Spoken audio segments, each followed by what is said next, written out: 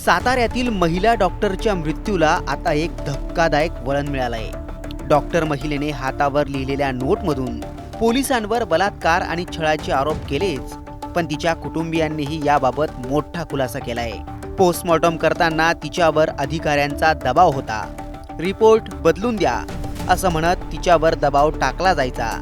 याच तणावातून डॉक्टर महिलेनं टोकाचा निर्णय घेतल्याची धक्कादायक माहिती तिच्या कुटुंबियांनी दिली आहे।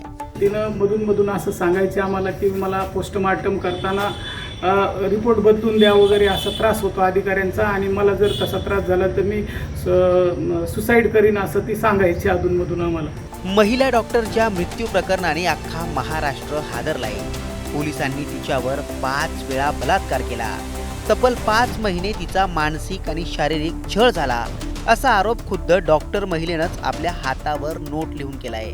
आपलं काम आटोपून कुणालाच न सांगता ती हॉटेलवर गेली आणि तिथंच तिनं असं पाऊल उचललं अशी माहिती तिच्या कुटुंबियांनी दिली। नेमकं तिच्या मृत्यूचं खरं कारण काय, तुम्हीच ऐका। डॉक्टर मुंडे यांनी आत्महत्या केलेली आहे, यामध्ये तुम्हाला काय माहिती होती किंवा त्यांनी असं कधी बोलून दाखवलं का की त्यांच्यावर दबाव होता, त्यांच्यावर अत्याचार झाला होता म्हणून? नाही, आधी आम्हालाही माहिती नव्हतं, परंतु तिची बहीण जी आहे मेडिकल ऑफिसर, तिला या गोष्टी त्यांना सांगितल्या होत्या। फक्त एवढ्या प्रमाणात असेल असं हिनंही सांगितलं नाही आणि तिलाही एवढं वाटलं नव्हतं। परंतु काल आल्यानंतर जेव्हा आम्हाला समजलं तिचे काही म्हणजे ओसी भेटले आम्हाला, तिने 2 महिन्यापूर्वी जुलैमध्ये तक्रारी देण्याचा प्रयत्न केला होता, परंतु त्याची दखल घेतली गेलेली नाही आहे। त्यामध्ये त्या तक्रारींमध्ये तिने सर्व स्पष्ट उल्लेख केला होता। खासदारांचं नाव म्हणजे फक्त खासदार असा उल्लेख आहे। खासदारांच्या 2 पीएनच्या फोनवर खासदार बोलले, परंतु नाव कोणाचंही नाही त्याच्यात। आणि पोलीस अधिकारी मात्र पोलीस निरीक्षक असतील, गोपाल भदने आहेत, महाडिक म्हणून आहेत कोणीतरी, असे 4-5 व्यक्तींची नावंही त्या तक्रारीमध्ये आहेत। परंतु त्या 2-3 वेळा तक्रार देऊनही काहीही दखल घेतल्या गेलेली नाही आहे।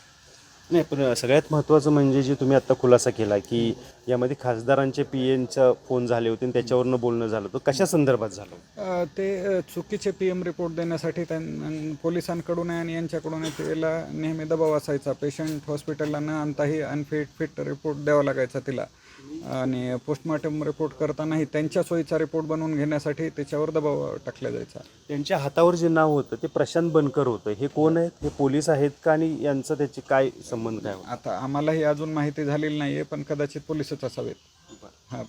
पोलीस निरीक्षक म्हणजे हातावर जे लिहिलेले माझ्या मृत्यूस कारणीभूत पोलीस निरीक्षक गोपाल भदने आणि प्रशांत बनकर असा एवढा उल्लेख आहे दोघांचा।